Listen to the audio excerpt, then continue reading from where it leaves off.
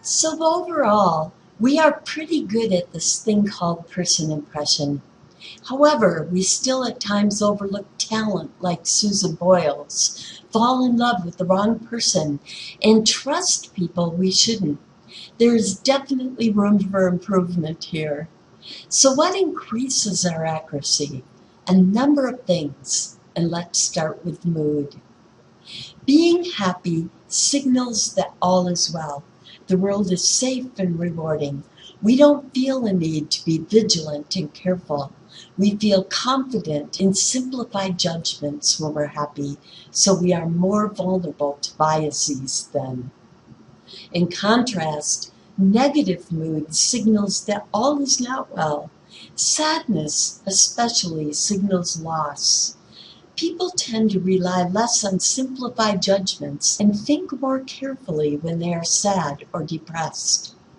So impressions are most accurate when we are experiencing negative mood. High need for cognition makes people less vulnerable to some, but not all biases. Need for cognition is the degree to which people enjoy thinking. People high in need for cognition prefer jobs and hobbies that challenge their thinking. People who are low in need for cognition do not. If we are unaware of our biases, being a high need for cognition scorer cannot help us to avoid them. Remember spontaneous trait transference from earlier in this lecture? STT, as it is commonly called, is an example of a bias that operates largely outside of awareness. Thus, it is not affected by need for cognition. But we are often aware of biases, especially after taking this class, right?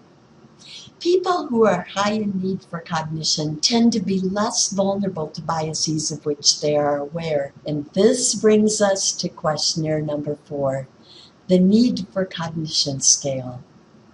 How do you compare to the U.S. student mean?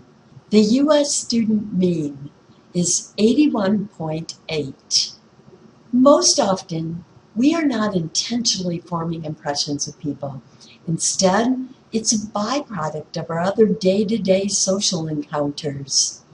You formed an impression of the clerk who checked out your groceries, the student who spoke with you briefly in class, the bank teller who cashed your check, etc.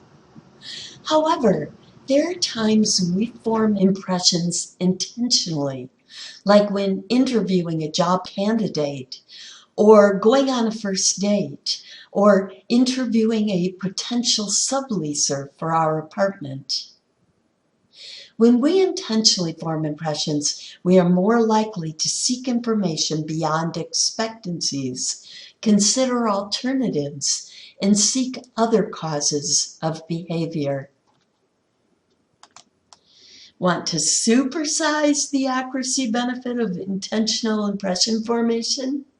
Add these two: personal relevance and avoiding distraction. If you're going to be working closely with the person you hire rather than in another department, if you are dating seriously with the goal of finding a life partner as opposed to just having fun, and if you are seeking a roommate rather than a subleaser, accuracy tends to be increased even more because each of these scenarios has become more personally relevant.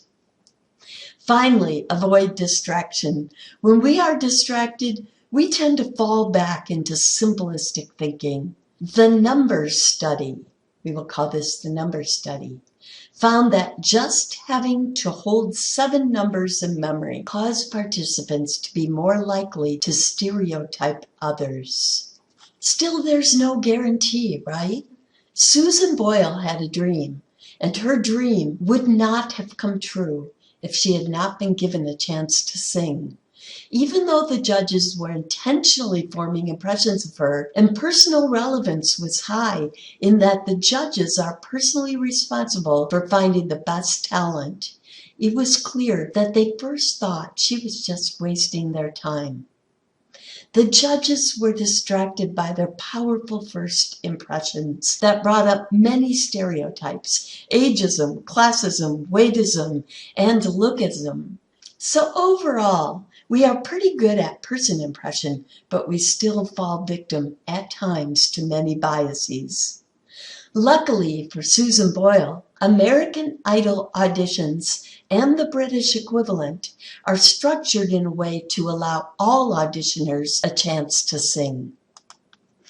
So this concludes our lecture on interpersonal cognition.